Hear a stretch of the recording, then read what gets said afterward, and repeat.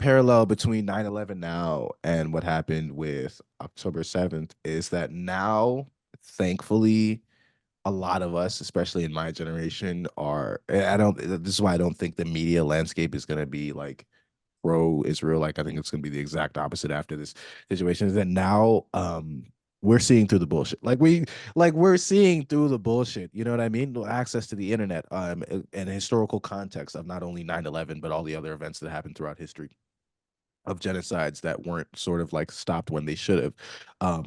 A lot of us have a lot more access to that context, and we are seeing through the bullshit. So this is one of the times where I could say that I don't think there will be a parallel on that level in regards to like is in pro Zionism after October 7th, like a marked rise, Hmm. but they're losing, dude.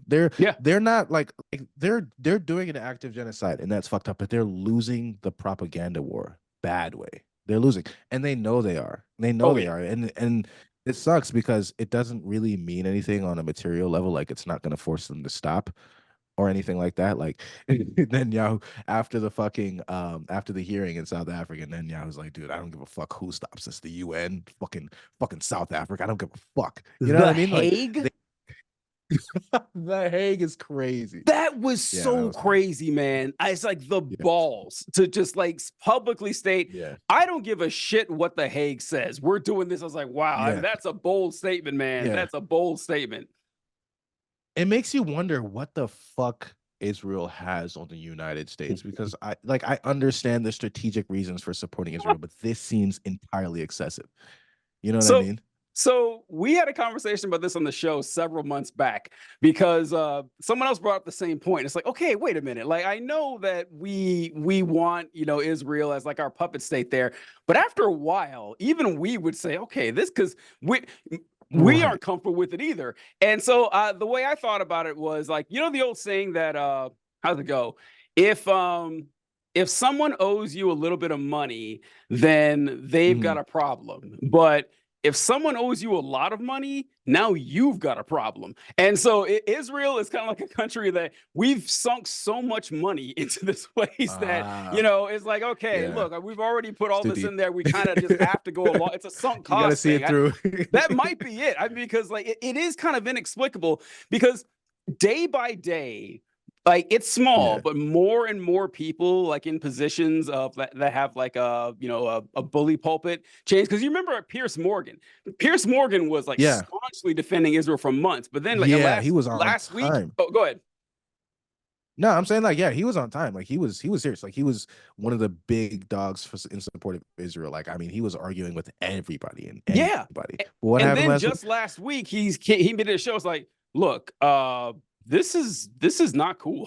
He was like, which is not Yeah. something you see often when you see like a public presenting person like that just Yeah. completely reverse their opinion. Said, look, how can you possibly defend? And he had people on asking them about what unconditional surrender would look like. Like, what does it even mean? Yeah. And like, What does how that do even you mean, know? right? It's like, I'm sorry, go ahead. Yeah, I mean, they don't care. They don't Israel, like you said, it's not even about, and they're using vague terms. Oh, not until all the hostages are released, not until Hamas calls for a complete surrender. Meanwhile, they are actively speaking to property developers. They are actively making plans to like fully annex Gaza. Like make no mistake, this is an annexation. This is like that's the end goal. It's not a Hamas surrender. It's a Hamas elimination, and by Hamas elimination, they mean Palestinian elimination Yeah. and like just one single Israel. And it's weird that it's getting to a point where it's really impossible to ignore. Yet people are still trying to pretend that isn't the case. Like you can look on Twitter when anybody posts about the horrifying things that are happening in Gaza. So many fucking blue check marks. Release all the hostages then. Yeah, if they just released all the hostages and surrendered, and we wouldn't be in this position now, would we? Yeah, You right. know, And it's ridiculous. the you remember back when there was that hospital that was bombed, and there was like a Hmm. 3 week discourse on whether or not Israel bombed the hospital or it was an accidental rocket from Hamas that blew it up. Well, that was 36 hospitals ago, and Those now, go. and no Mhm. one even cares anymore. At the time, I It even remember doesn't saying, I matter. think I made a post about it saying, like the day before, the week before, they had said, "Listen, we have no Mm, problem bombing schools and hospitals because they're, you're right. shields from Hamas." So like, why are they making a big Mhm. deal that oh, we didn't bomb this one? Yeah, it was just it was a distraction. Like, it didn't even matter. And that right there is the crux of Israel's propaganda campaign. They don't want you to focus on what they did per se. They want you to focus on whether or not they did it. You know what I'm saying? They don't want you to focus on what happened. Like they want what happened to be literally the backdrop of the conversation. And the hospital situation was a perfect fucking example of that because now we're arguing about whether or not they did it. There's a hospital that's been blown up, hundreds of people are dead. We're not talking about that anymore. We're talking about whether or not. And so the thing is, Israel is fine with like just blatantly lying because regardless, it still changes. It still distracts you from the real conversation that needs to happen. So they're telling blatant, bold-faced lies that they know are blatant, bold-faced lies that they know 15 seconds of fact checking will catch them in that lie, but it does not matter because all they need to do is tell the lie. Because at that point, after you've told the lie, we're talking about now Israel's a liar. Now we're not talking about Israel bombed a hospital. Now we're talking about Israel lied about bombing a hospital, and those are subtly two different things because one of those inspires change and action. One of those is about victims and the destruction, and another one is about arguing about the fucking semantics of what an explosion is or what a rocket Yeah. is. You know what I mean? And that's where they operate, and that's like why that they've been able, is at least partially why they've been able to get away with a lot of what they've been getting away with. Yeah, and you mentioned the explosion thing. Have you noticed, I'm sure you have, but you've noticed that the releases from like the AP when it talks about the deaths of Palestinians from the IDF is written the same way we write about cops killing people here in the States, where it'll say Yeah, something like, 13-year-old black teenager killed in officer related shooting. Or and then it yeah, doesn't say the cop shot him, but and they do the same yeah. thing in Palestine. It said like, 48 Palestinians, among them 9 children, killed in explosion in Gaza. Okay, well, In not the cool of direction the of explosion to do Israel. that. Yeah, like, what is like, Yeah. where did the Yeah. explosion come from? Yeah, Dude, what that is, and I always knew that most majority news outlets were gonna pull this, but seeing it happen IRL was crazy to me because stuff like the New York Times, the Washington Post, the BBC, stuff like that, when they've reported on police killings in the United States, and they've always used passive yeah. voice when talking about the cops. So we black people, we have experience with that, but seeing it happen on this scale in a way that, bomb murders 250 people from the direction of Israel. You know what I'm saying? Like they don't even use the word murders. 1,500 Palestinians in the last week have been pronounced dead due to bomb related injuries resulting from the general area in which Israel resides. Yeah. Like I'm It, I'm exaggerating, but it's not Not even that far really. off. Like in this instance, they do say, "Well, I guess guns do kill people," like that because they don't attach it to a person. It just Yeah. seems different in that case. It's like it's just crazy. I don't know what to say. I don't know. It's just bad.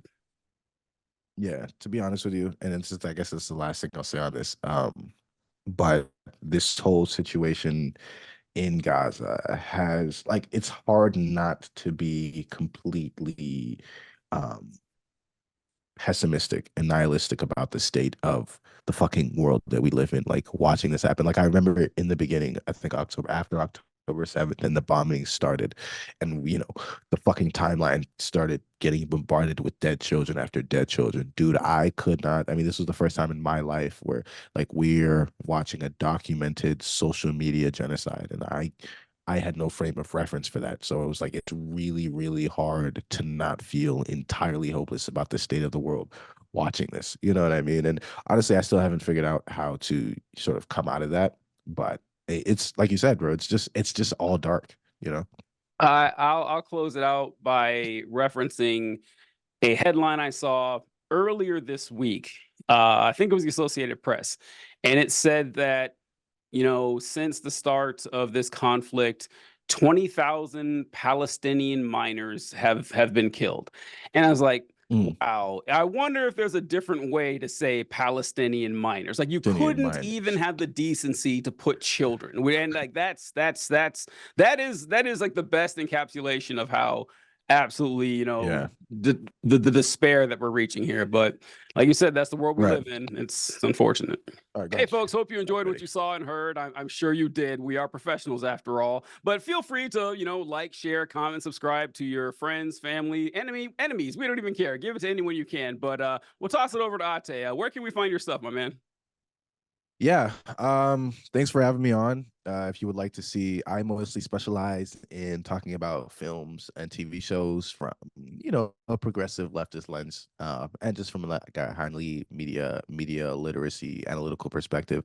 And if you'd like to see more of that, you can find me on TikTok. That's where I post the bulk of my videos. That's where I do the most of my work at Destructo Jugo, Jugo with two U's. And to follow me on YouTube at Destructo Jugo, where I will start posting video essays. And Destructo Jugo on Instagram as well. So thank you for anybody watching. This was great. Fantastic, fantastic, man. If you guys trust me, and of course you do, yeah, absolutely should trust Ate. He makes some amazing stuff, and I've been following for a long time, and I cannot recommend him enough. Thanks a lot, guys.